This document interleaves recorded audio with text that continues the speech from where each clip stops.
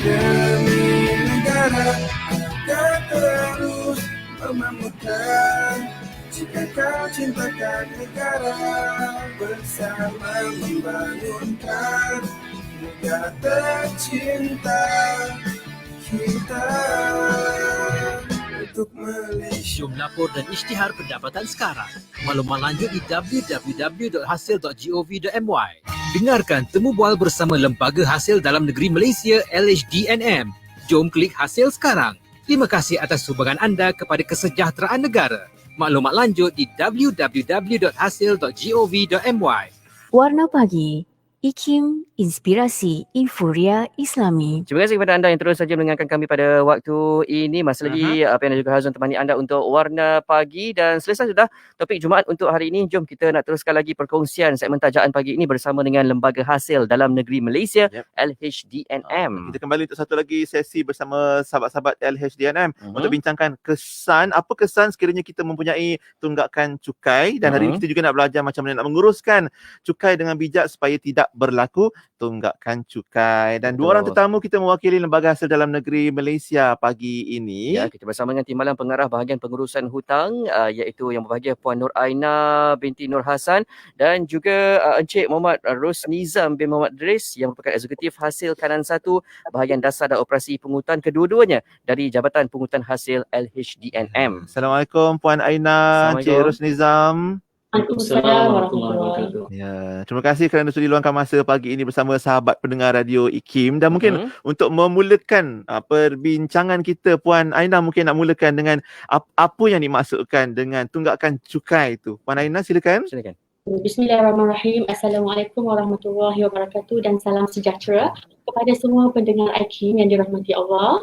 Okey, terima kasih. Pertama sekali kami mengucapkan terima kasih kepada IKIM kerana menjemput Lembaga Hasil untuk slot Warna Pagi pada pagi ini. Okey, kita terus kepada topik pada pagi ini. Apakah yang dimaksudkan dengan tunggakan cukai?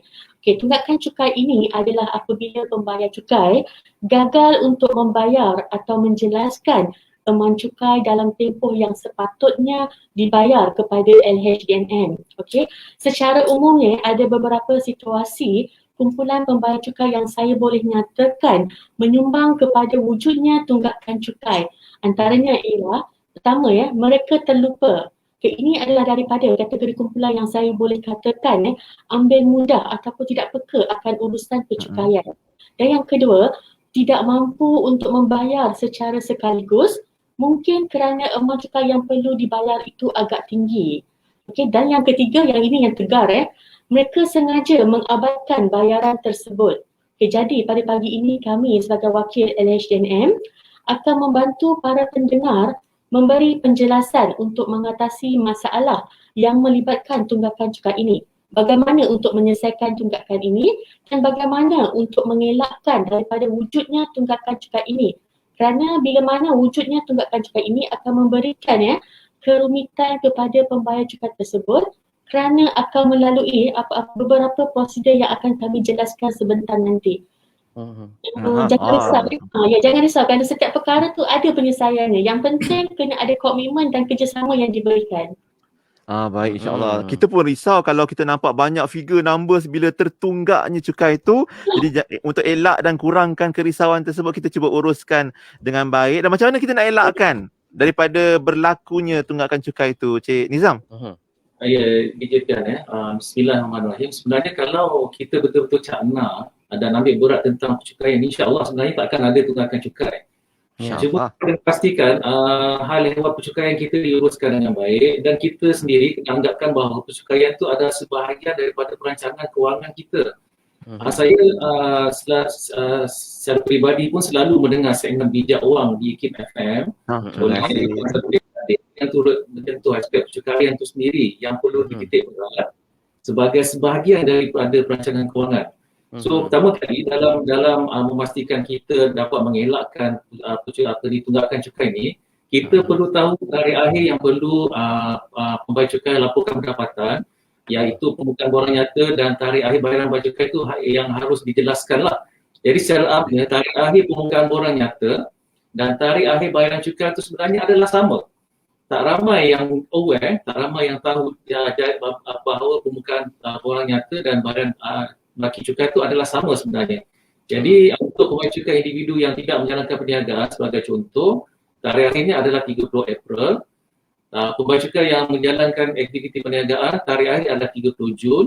Dan pembayar cukai syarikat, koperasi, perkongsian liability terhad dan badan amanah adalah dalam tempoh 7 bulan dari tarikh akhir penutupan tempoh perakanan yang menjadi tempoh asas bagi satu-satu tahun taksiran. Cuma dari segi pentadbiran dalaman di Lembaga Hasil Dalam Indonesia, kita menggalakkan pembukaan borang nyata secara e-filing, secara elektronik, yang mana kita ada bagi secara tambahan lah kepada pembayar cukai untuk menyerahkan borang nyata dan membayar baki cukai 15 hari ataupun sebulan yang ditetapkan secara tahunan. Dan untuk makluman pendengar juga, susulan daripada kelanjutan fasa pertama Pelan Pemulihan Negara, tambahan masa bagi tarikh akhir pembukaan borang nyata dan bayaran cukai untuk beberapa kategori pembayar cukai turut kita lanjutkan. Jadi detail ni kita boleh dapat secara pautan pantas di FAQ PKP 3.0 di laman sesawang www.hasil.gov.my. Dan di samping itu juga bagi taksiran-taksiran lain yang dikeluarkan oleh Lembaga Hasil Dalam Indonesia melalui aktiviti audit, siasatan ataupun taksiran daripada cukai keuntungan harta tanah, tarikh akhir untuk menjelaskan bayaran adalah 30 hari daripada tarikh taksiran itu disampaikan.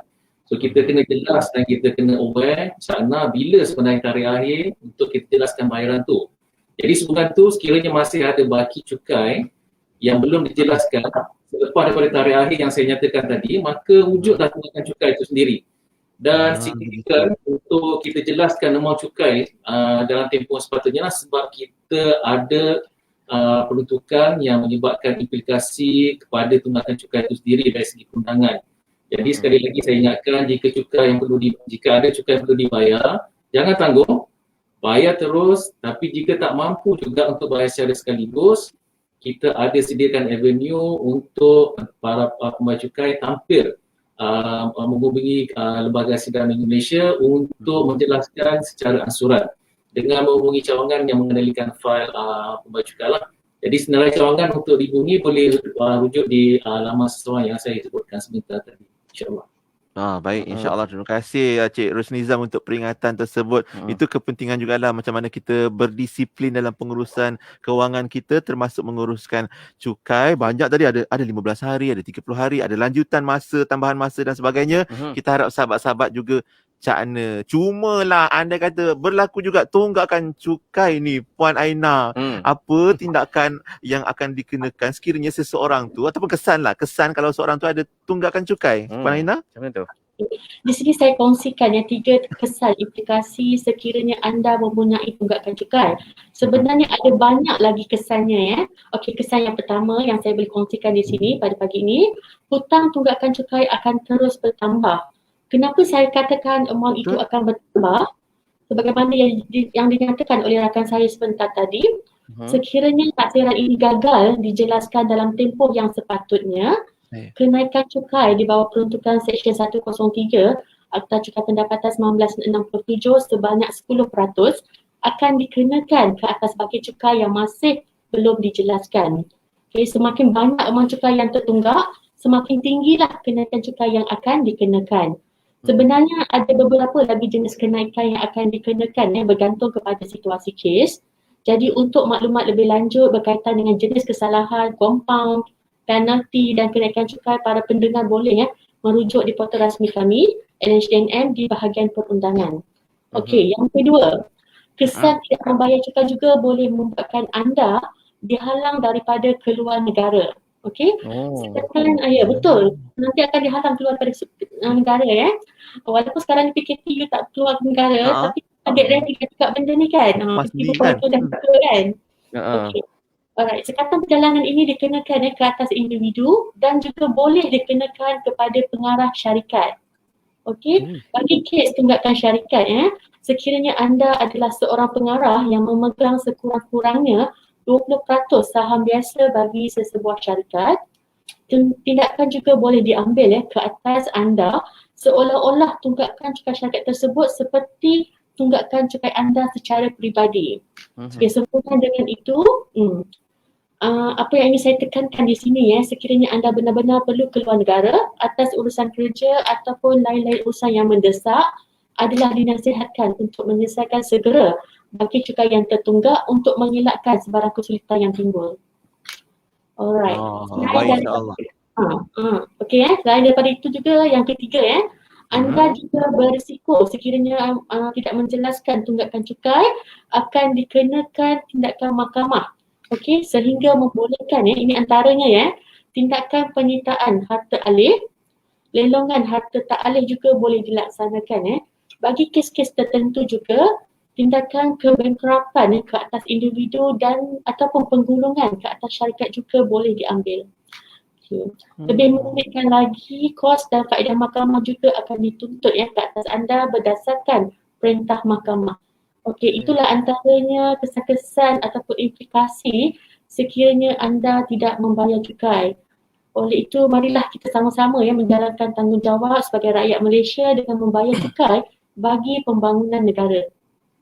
Baik, insyaAllah itu kesanlah daripada tak boleh nak keluar negara. Lepas tu bukan sekadar individu je, bukan boleh dikenakan tindakan, pengarah syarikat pun boleh juga berisiko dikenakan tindakan sekiranya berlaku tunggakan cukai tadi. Dan yang of course kalau bertunggak lagi, bertambahlah tunggakan tu kalau tidak diselesaikan dengan baik. Mungkin Cik, sebelum kita berehat untuk pusingan pertama ni sempat mungkin Cik Nizam nak kongsikan macam mana kita nak semak kalau kita ada tunggakan cukai, Cik Rosnizam.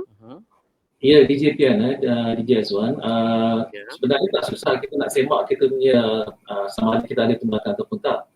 Kita boleh buat semakan sama ada pertanyaan lanjut ataupun semakan rekod bayaran secara perinci, sama ada atau tidak kita bunyi tunggakan cukai atau pembayar cukai memerlukan penyata kedudukan cukai dengan menghubungi unit pungutan di cawangan yang mengenakan fail anda atau menghubungi hasil K-Line di talian 03 8911 1000. Saya ulang 03 8911 1000. Jadi untuk mendapatkan penyata kedudukan cukai secara bercetak juga kita boleh buat menerusi aplikasi e-ledger yang kita dah sediakan di laman sesawang kita lah. Dan di samping itu juga di JPN di Jazwan di Lembaga Hasil Dalam Negeri juga telah menyediakan satu aplikasi yang dinamakan sebagai MyTax. So aplikasi ini telah dibangunkan sebagai satu inisiatif untuk membayar cukai, mendapatkan maklumat percukaian yang cepat dan mudah. So aplikasi MyTax ini juga merupakan satu one-stop center bagi informasi cukai kepada pembayar cukai, di mana informasi yang dipaparkan adalah dalam bentuk secara dashboard yang mana lebih mesra pelanggan, termasuklah untuk mendapatkan dan juga menyemak baki cukai. So di sini saya mengalu-alukanlah para pendengar pembayar cukai untuk melayari di laman sesawang kita untuk mendapatkan aplikasi MyTax tersebut. Baik, insyaAllah itu caranya dan paling cepat anda boleh hubungi hasil K-Line yang kita paparkan ni juga supaya kita dapat ketahui apakah berlaku tunggakan cukai tersebut. Kita berehat kejap, Puan Aina dan Cik Rosnizam dan sahabat-sahabat sekalian. Kita akan kembali untuk bercerita lebih lanjut lah apa yang harus dilakukan oleh pembayar cukai sekiranya mereka layak dikenakan cukai, apa tindakan segera yang boleh kita semua cakna dan ketahui untuk jadi rakyat yang bertanggungjawab. Baik, kita berehat dulu, kita kembali selepas ini. Untuk sahabat-sahabat semua jangan ke mana-mana, terus setia bersama kami hanya di Warna Pagi IKIM 20 tahun Inspirasi Inforia Islami. Ayo kita laksanakan cukai demi negara agar terus memakmurkan. Jika kau cintakan negara, bersama membangunkan negara tercinta kita. Jom lapor dan isytihar pendapatan sekarang. Maklumat lanjut di www.hasil.gov.my. Puas dah Itia nak hilangkan jeragat kat ni. 10,000 dah habis. Masuk umur 40-an ni muka kering. Jeragat naik tebal. Berkedut pula tu. Ramailah kak wanita mengalami masalah macam ni. Bukan akak seorang je tau. Bayangkan action ni kak. Bagus produk ni. Dia membantu jeragat pudar dengan cepat. Kedutan kurang. Muka kendur pun boleh tegang balik tau. Akak, produk ni bagus khusus untuk merawat masalah muka paling susah nak hilangkan. Jeragat, muka kendur, kurangkan kedutan. InsyaAllah akak takkan menyesal. Tak menjadi siap kau ya. Produk ni baguslah. Tak tipu. tipu dosa. Nak muka segar nak selamatkan penuaan muka, akak kena pilih Biomilk Collection. Di Biomilk Collection? Berbelit lidah nak menyebutnya. Yang penting muka rasa halus, licin bersih. Untuk info lanjut, FB Bonda Rozita Ibrahim, IG Bonda Rozita Ibrahim dan info produk JRM Official, WhatsApp 019 37 37 133. 019 37 37 133. Masih mencari khidmat urusan ibadah kurban dan akikah? Ibadah kurban kini lebih mudah dan jimat bersama Al-Hayri Kurban dan Akikah. Daftar secara online dan nikmati harga serendah RM370 untuk satu bahagian lembu. Jom kita kongsi rezeki dengan saudara sesama Islam melalui ibadah kurban dan akikah. Untuk maklumat lanjut hubungi 011-6556-8005 atau layari www.kurbanasnaf.com. Mudah, murah dan prihatin bersama Al-Hayri Kurban dan Akikah. Ayo kita laksanakan cukai demi negara agar terus memakmurkan. Jika kau cintakan negara, bersama membangunkan negara tercinta kita untuk Malaysia. Jom lapor dan isytihar pendapatan sekarang. Maklumat lanjut di www.hasil.gov.my. Hiburan mendidik jiwa. Kau tak nampak dia tapi Hanya yang terbaik di IKIM. Inspirasi Inforia Islami. Masih lagi bersama Pian dan juga Hazwan untuk Warna Pagi pada waktu ini, dan kita berada di pusingan terakhir untuk segmen tajaan bersama dengan Lembaga Hasil Dalam Negara Malaysia. Yang pada pagi ini kita sedang bincangkan tentang apa yang menanti jika anda ada tunggakan cukai, dan kita masih lagi bersama dengan Puan Aina dan juga Encik Ros Nizam dari Jabatan Pungutan Hasil LHDNM. Terima kasih Puan Raina dan juga Encik Ros Nizam dan sahabat-sahabat kita yang setia juga. Ada juga turut menonton di Facebook LHDNM pagi ini untuk dapatkan ilmu dan info terkini. Mungkin Cik Rosnizam ataupun Puan Cik Rosnizam dulu lah mungkin nak cerita macam mana, apa yang perlu dilakukan oleh pembayar cukai untuk memulakan bayaran cukai yang layak dikenakan tu. Baik, terima kasih Pian di Jazwan.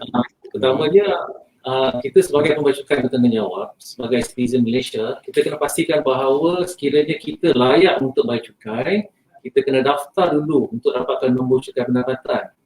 Dan yang keduanya, apabila kita dah daftar cukai pendapatan, tanpa mungkir dan tanpa gagal untuk laporkan pendapatan yang layak dikenakan cukai secara tepat. Ramai juga yang laporkan tapi tak ramai yang laporkan secara tepat. Jadi ini sangat penting. Dan kita kena hantar setiap tahun mengikut tempoh yang ditetapkan. Ini pun satu lagi perkara penting, tempoh yang ditetapkan. Ramai yang hantar tetapi selepas daripada tempoh yang ditetapkan, jadi dia akan tertakluk kepada kesalahan yang lain yang layak dikenakan penalti pula. Dan yang terakhir, yang paling signifikan ialah bukan sekadar lapor tapi untuk menjelaskan bayaran cukai tersebut yang telah dilaporkan.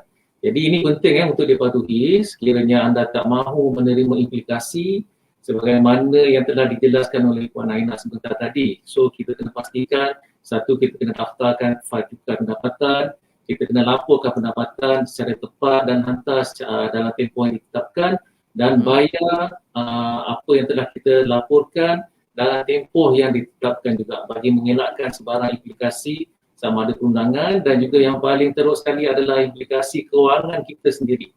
Jadi okey. Itu dia. Maknanya yang paling penting sebelum kita cerita tentang tunggakan cukai yang kita jadikan tajuk kita hari ini, yang penting yang pertama kita laporkan pendapatan kita dan tunaikan tanggungjawab kita sebagai rakyat yang bertanggungjawab macam Cik Ronizam sebutkan tadi. Dan mungkin Puan Aina nak tambah sikit macam mana kita nak buat bayaran cukai pendapatan kita, Puan Aina. Okey, bagaimana nak buat bayaran cukai pendapatan Okey, ramai tahu bahawa proses pengisytiharan pendapatan boleh dibuat secara e-filing. Tetapi berapa ramai yang sedar sebenarnya pembayaran cukai juga sebenarnya boleh dibuat secara online. Okey. LHDN kini telah menyediakan pelbagai platform untuk memudahkan pembayar cukai membuat bayaran cukai. Di sini saya kongsikanlah antara alternatif platform bayaran cukai pendapatan yang boleh digunakan. Okey. Yang pertama seperti yang dikongsikan oleh rakan saya sebentar tadi, berkaitan dengan One Stop Center di portal rasmi LHDNM iaitu MyTax. Okey. Melalui MyTax, bayaran cukai boleh dibuat di pautan bayar hasil secara perbankan internet dengan mana-mana bank yang menyertai FPX, seperti CIMB Bank, Bank Islam, Maybank, Bank Rakyat dan beberapa bank yang lain. Menerusi platform ini juga, bayaran secara kad kredit juga boleh dilakukan ya, seperti Visa, Mastercard ataupun American Express dengan syarat kad kredit yang dikeluarkan itu di Malaysia. Okey. Selain daripada itu, bayaran secara tunai, cek dan arahan debit account juga boleh dibuat di kaunter bank di semua cawangan bank iaitu CIMB Bank, Maybank, Public Bank, Affinbank, Bank Rakyat, PSN. Okey. Okey, jadi banyak lagi sebenarnya platform bayaran cukai yang tidak dapat saya nyatakan di sini. So untuk maklumat lanjut berkenaan dengan cara bayaran, boleh layari laman web rasmi Lembaga Hasil www.hasil.gov.my di kaunter pembayaran cukai. Pastikan anda menyimpan resit dan slip bank sebagai bukti pembayaran untuk rujukan. Jadi, DJ, pada pandangan saya tiada lagi alasan kesukaran oleh pembayar cukai untuk menjelaskan temuan cukai kerana pelbagai platform telah disediakan untuk anda membuat bayaran cukai. Banyak cara, banyak usaha ataupun sekarang kecanggihan lah kan yang boleh kita gunakan, semuanya di hujung jari. Dan mungkin macam Cik Rosnizam pun dah sebutkan awal tadi, kita pun dalam tempoh PKP ni mungkin ada kelonggaran-kelonggaran yang diberikan untuk para pembayar cukai. Tambah-tambah lagi untuk menjelaskan tunggakan cukai mereka. Adakah kelonggaran tu, Cik Rosnizam? Betul Ditipian. Sebenarnya Lembaga Hasil Malaysia ni, kita di sini prihatin dan cakna dengan situasi cukai yang dialami oleh pembayar cukai yang terjejas sama ada kehilangan pendapatan ataupun pengurangan punca pendapatan dengan pelaksanaan PKP fasa ketiga ini. Malahan kita dah memberi beberapa kelonggaran semenjak bermulanya penularan pandemik COVID-19 pada tahun lepas lagi sebenarnya. Jadi untuk pelaksanaan PKP fasa 3 ini, di pihak Lembaga Hasil Dalam Malaysia telah memberi kelonggaran dan pertimbangan kepada pembayar cukai. Ada beberapa kelonggaran. Yang pertama adalah menjelaskan elemen prinsipal cukai sahaja untuk tahun ini, manakala elemen penalti atau kenaikan cukai yang telah dikenakan, kita tangguhkan bayarannya pada tahun hadapan. Maksudnya just jelaskan bayaran elemen prinsipal cukai sahaja. Kemudian yang kedua, kita juga ada memberi pertimbangan kelonggaran untuk penjadualan semula ansuran tunggakan cukai yang sedang dipatuhi dengan hanya menjelaskan elemen prinsipal cukai sahaja bagi tempoh sehingga Disember 2021, yang mana elemen penalti dan kenaikan cukai yang telah dikenakan ditangguhkan bayarannya ke tahun hadapan. Maksud kita tangguhkan elemen penalti dan juga kenaikan cukai itu untuk dijelaskan pada tahun hadapan. Dan bagi kes-kes yang tertentu, kita juga boleh memberikan pertimbangan untuk semakan semula penalti ataupun kenaikan cukai yang telah dikenakan sekiranya pembayar cukai mempunyai merit atas rayuan yang dikemukakanlah. Ini bagi kes-kes tertentu atas pertimbangan dan budi bicara daripada pihak Lembaga Hasil dan Negeri Malaysia untuk semak semula penalti ataupun kenaikan cukai tersebut.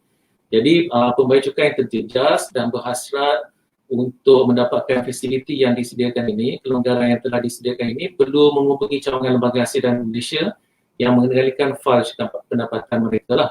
Jadi untuk maklumat terperinci, Lembaga Hasil dan Negeri Malaysia turut menyediakan soalan lazim berkaitan dengan urusan percukaian dalam tempoh PKP fasa 3 ini yang telah dikemas kini sehingga 28 Jun 2021 berkaitan perkara yang turut menjelaskan hal berkaitan pengantaran borang nyata dan juga pembayaran cukai pendapatan.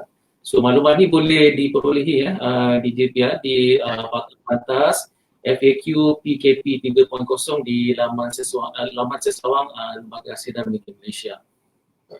Okey, kita ada pautan tadi di laman rasmi hasil.gov.my. Kat situ ada menu untuk sebarang persoalan khususnya berkaitan dengannya lah untuk sahabat-sahabat kita yang terkesan dalam tempoh PKP ni dari sudut ekonomi dan pendapatan mereka. InsyaAllah ada pertimbangan yang boleh diberikan. Alhamdulillah. Di ujung-ujung ni Puan Aina, mungkin ada pesanan untuk pembayar-pembayar cukai di luar sana tu. Nak ingatkan semua ni insyaAllah. Macam mana Puan Aina nasihat kita? Okey.